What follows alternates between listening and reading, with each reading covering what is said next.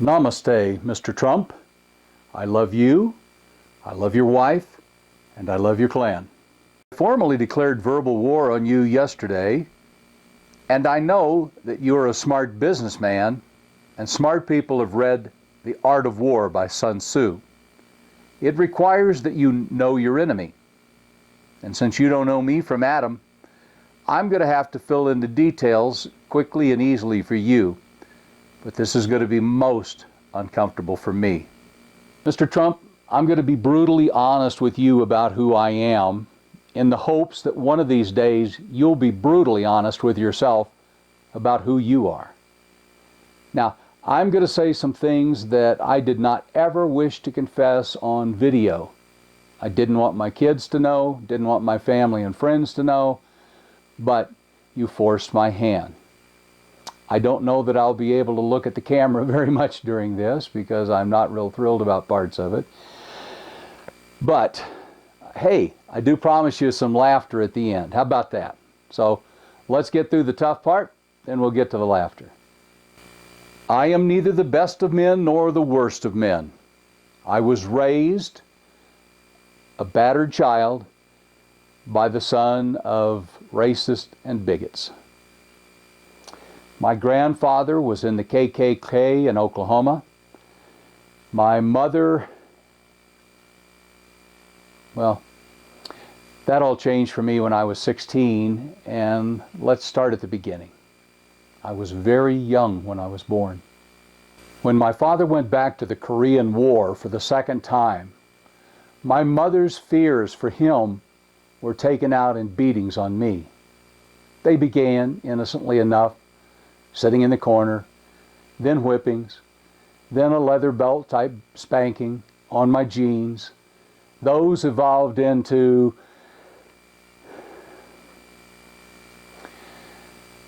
leather belt on my bare butt, and on the last final two, it was being stripped naked, laying face down on the floor, and being beaten from shoulders to ankles to feet and back up and back down and back up and back down. My IQ is very high, but my EQ, my emotional quotient, is very low. When I'm angry, I'm a 4-year-old child. Don't get a vote on it, that's just what happens. So I honestly don't know how my wife and children stood my mean child and my drama queen days. You know what I'm talking about, don't you, Donald? Those two characters are aspects of my personality. They kick in, and I get no choice about it. Remember, when I lost an argument, I got a beating. When my battered child's rage takes over, and it's like riding in the back of a bus driven by an angry, insane clown, I'm sure you know that one, don't you? Mom's last two beatings were the worst. I was sick. Well, I'm sorry, he can't come out and play. He's got the flu, and you know that takes 3 or 4 days to get over. I think she honestly believed that I might die from that last beating. So she switched to verbal abuse. My life went from, "You are my sunshine, my only sunshine. You make me happy when skies are gray. You'll never know, dear, how much I love you. Please don't take my sunshine away." And she sang that every night to me until it became, "You'll never be as good as your father! Go to bed!" I was like a broken dog with no spirit left, until my first grade teacher realized she had to do something to try to bring me out of my shell. And the irony is, she gave me the role of Peanut in the first grade play. Now, the great irony in this, Mr. Trump, is that my mother's best friend happened to be one of the great Singer sewing machine demonstrators, and she made me a costume that was so wow. And when I walked out on that stage, the audience came to their feet and they were clapping and cheering and pointing, and I stood there in absolute sudden awe. I mean, what the hell? I didn't know people could like me. My parents didn't like me. Maybe the only way to be liked was to perform. So here I am. I'm performing and you get the benefit. Here is something brilliant. Hey, that was kind of heavy, Mr. Trump. Let's take a laughter break that I promised you. I'm going to introduce you to a few of my great character voices, and at the end, I will introduce you to my battered child. First off, Mr. Trump, I've traveled this nation from one end to the other. I know how to talk to the lobster fishermen up in Maine, down to the people that live in Boston. Of course, if I'm down in New Jersey visiting my cousins, you know what? I gotta talk a lot different down there, say, than I would down south where I'm talking to my relatives. Out here in the West, we're kind of like John Wayne toilet paper. We're rough, we're tough, and we don't take crap off of anybody. I also happen to speak frog.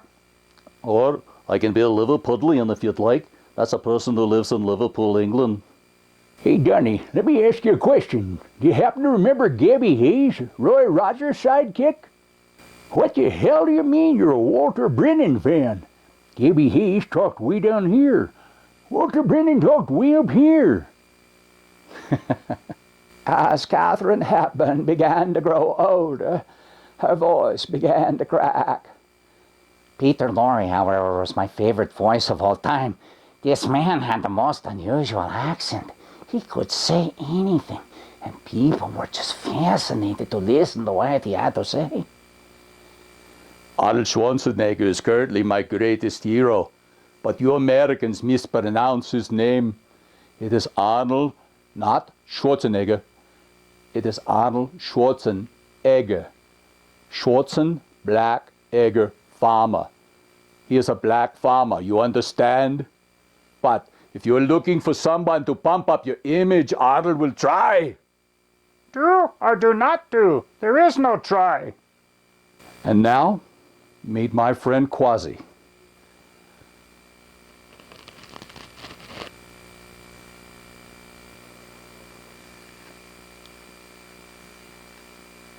Hello, I'm Quasimodo. I'm part of Jack's battered child. You may know me from the Hunchback of Notre Dame. I rescued the girl. And you may not know that I had an identical brother, but he passed away. We were dead ringers. Wow, that takes a lot out of me to get back into those kind of things. So, tell you what, let's put off the second half of my bio till the next time, and that side's called Bruce Lee and me. But wait, before you go, Mr. Trump, I got one more voice that I know you're going to remember from your radio days. Ready? Out of the west come the thundering hoofbeats of the great horse Silver. The Lone Ranger rides again. With his faithful Indian companion Tonto, he fights a never-ending battle for truth and justice in the American West. Return with us now to those thrilling days of yesteryear when the Lone Ranger, or the Lone Marine, rides again. How you enjoying our verbal war so far, Mr. Trump?